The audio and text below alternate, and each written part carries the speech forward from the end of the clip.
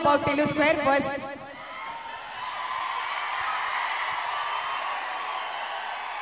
మరి ఆ కారణ జన్ముడికి కారణమైనటువంటి మీ డైలాగ్స్ ప్లీజ్.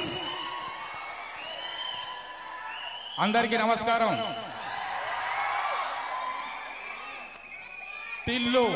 టిల్లు మళ్ళీ వస్తున్నాడు. టిల్లు మిమ్మల్ని అందరినీ అలరిస్తాడు. టిల్లు మిమ్మల్ని అందరినీ ఆనందింపజేస్తాడు. మీ ఆనందమే మా ఆనందము. మీ ఆశీర్వాదాలు మాకు కావాలి.